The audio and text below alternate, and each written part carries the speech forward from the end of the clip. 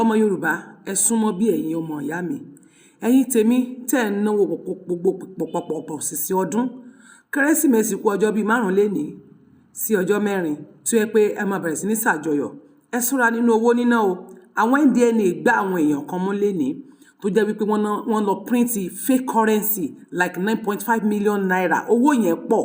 tí wọ́n print jáde tí wọ́n gbá wọn mú ẹ ṣọ́ra o ẹ ní tí owó gbà o torí tí ẹ bá ti ń náwó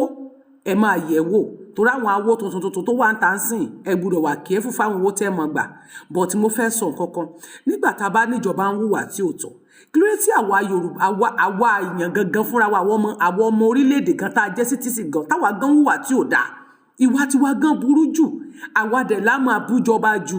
àwa la máa sọ̀rọ̀ sí ìjọba jù àwa la máa ráṣìṣe ìjọba bẹ́ẹ̀ dẹ̀ ni àkíwò àṣìṣe ara wa àkíwò àwọn ìwà táwa gan wù wọ́n ní kó tó yọ Bíbélì gan sọ̀rọ̀ wípé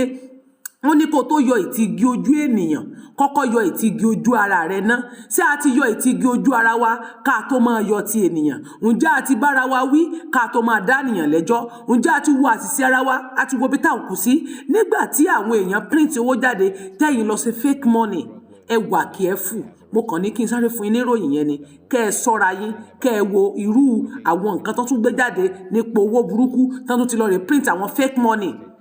tí wọ́n á gbowó tuntun wọ́n á fún wọn lówó tuntun wàá máa sọ pé wọ́n fi gbé owó burúkú ni wọ́n máa fi dá padà fún ẹ àbí wàá máa lóun sẹ́wó àbí wàá dé patí wọ́n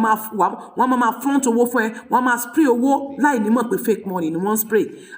ẹ ṣọ́ra ẹ má jẹ́ kán náwó burúkú fún yín o ọmọ Yorùbá ẹ̀yin ọmọ ìyá mi mo sì ń pa àkíyèsí yín sí lọ́dọ̀ ti tèmi tẹ́ni ọmọ ológo ń bí àkíyèsí tèmi sì ń lọ wípé kẹ́ ẹ ṣọ́ra o ẹ má gbowó burúkú lọ́wọ́ wọn o ẹ ṣọ́ra fọ́rọ̀ ẹnu dídùn o ẹ má jẹ́ kán fẹnu dídùn báyé yín jẹ́ o ìwọ náà jẹ́ ká jọ wo fídíò náà ẹ ṣé gan bọ̀jọ́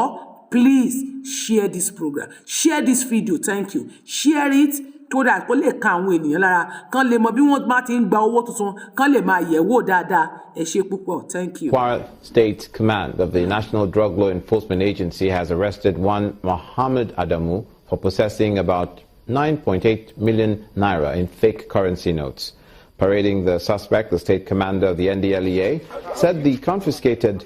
counterfeit money in 1,000 naira notes were concealed in cartons of noodles. He noted that the counterfeit money trafficker was arrested by the Jeba command of the agency while he was on transit to Kanu, noting that a yet-to-be-identified accomplice in Ilorin will soon be arrested.